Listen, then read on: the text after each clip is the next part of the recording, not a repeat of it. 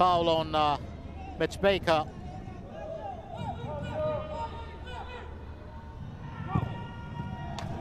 Oh, that is a solid strike. 2-0.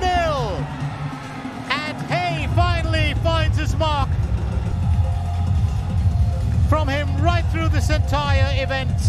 And Tom Hay has won for the count. Of time to even blink. That had a good bit of pace behind it. Very well struck. 10 on 10.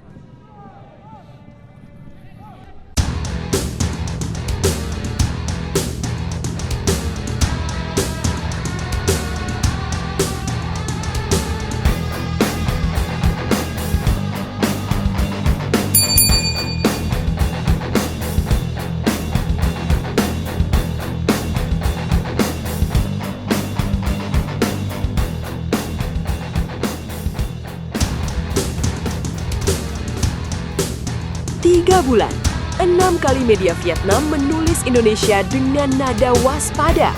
Satu bendera Belanda ditempelkan di wajah pemain diaspora Garuda sebagai sindiran. Dan malam ini, semua kecemasan itu akan diuji langsung di lapangan. Selamat datang di Revolusi Timnas Indonesia. Sebelum kita masuk lebih dalam, coba tebak dulu. Menurut Anda, siapa yang lebih cemas malam ini? Vietnam yang menyandang status juara bertahan atau Indonesia yang baru pertama kali dilatih orang asing bernama John Hartman? Tulis tebakan Anda di kolom komentar sekarang sebelum menonton sampai habis. Senin, 3 Agustus, Stadion Pakansari akan jadi saksi laga yang disebut media Vietnam sendiri sebagai laga hidup mati. Tapi untuk mengerti kenapa mereka secemas ini, kita harus mundur dulu ke titik ketika nama Indonesia belum jadi ancaman, hanya jadi catatan kaki.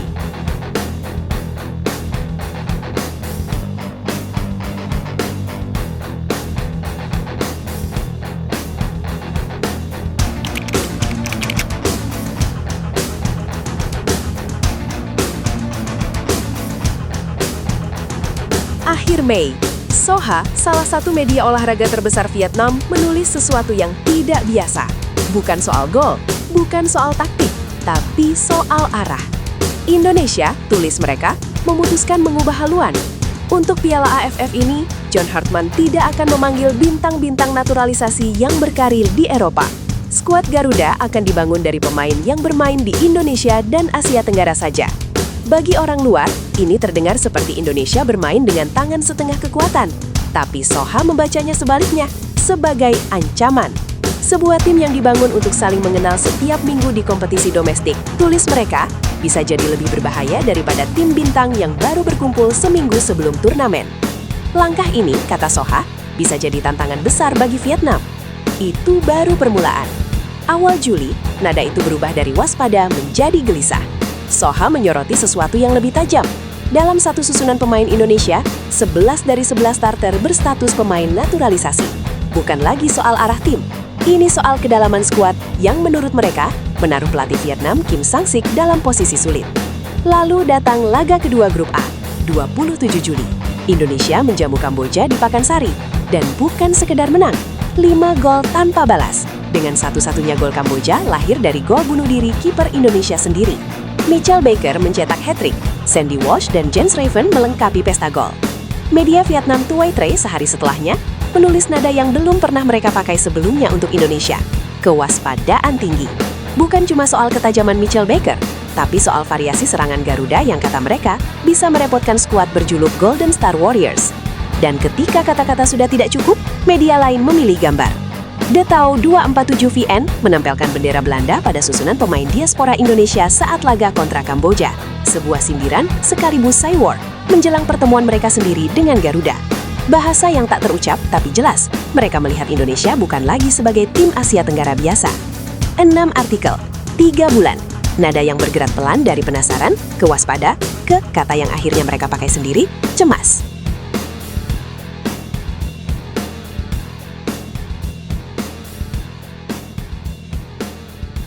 Tapi disinilah kita perlu jujur pada Anda, bukan cuma pada judul video ini.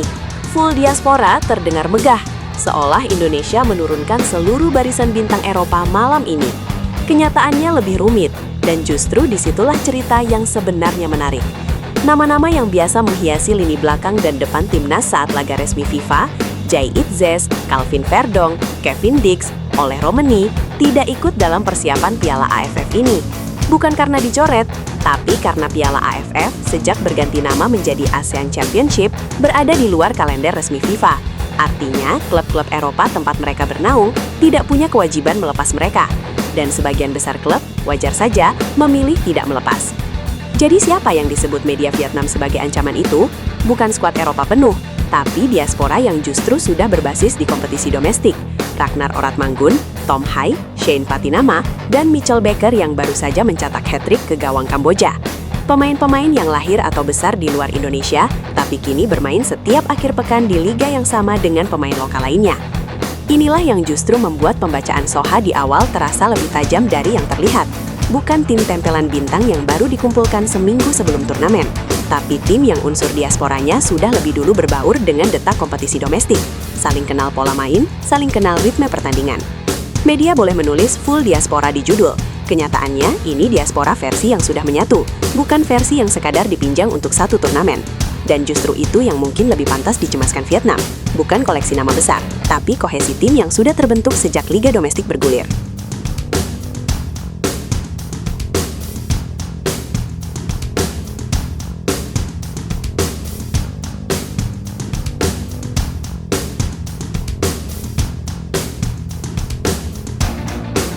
Sekarang, mari bicara soal taruhannya malam ini. Sebelum laga ini digelar, klasemen sementara Grup A, menurut laporan yang beredar dan masih perlu dicek ulang begitu peluit akhir dibunyikan, menempatkan Singapura di puncak dengan 7 poin, setelah mereka mengejutkan banyak pihak dengan menahan imbang Vietnam tanpa gol di Hanoi.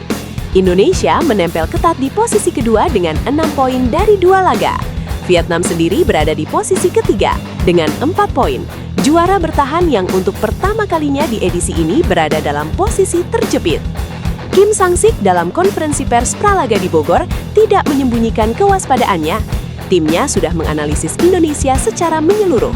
Bukan cuma satu pemain, katanya, tapi seluruh tim. Sebuah pengakuan yang jarang diucapkan pelatih juara bertahan menjelang laga fase grup. Di sisi lain, John Hartman punya kemewahan yang tidak dimiliki lawannya malam ini. 26 pemain di kantong, meski regulasi hanya mengizinkan 23 yang didaftarkan per laga.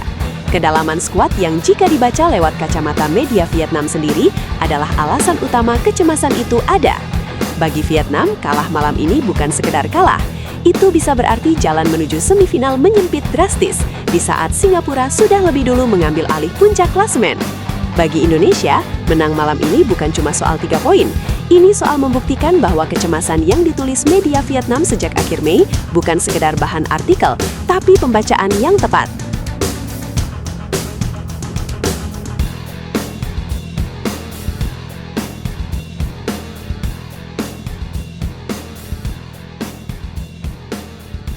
Enam artikel, 3 bulan, 1 bendera Belanda yang ditempelkan sebagai sindiran, semua bermuara ke satu malam di Pakansari.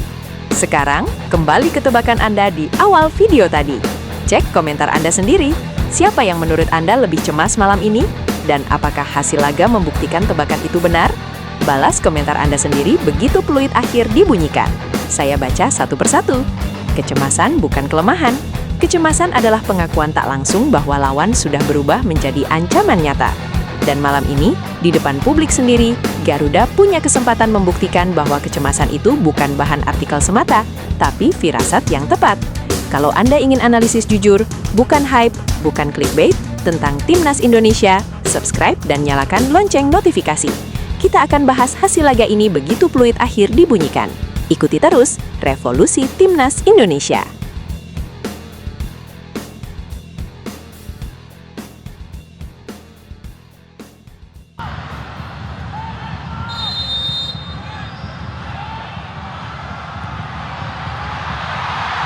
Flick header! Brilliant! Mitch Baker marks his debut with a goal. It's taken him just 5.5 minutes to break the deadlock.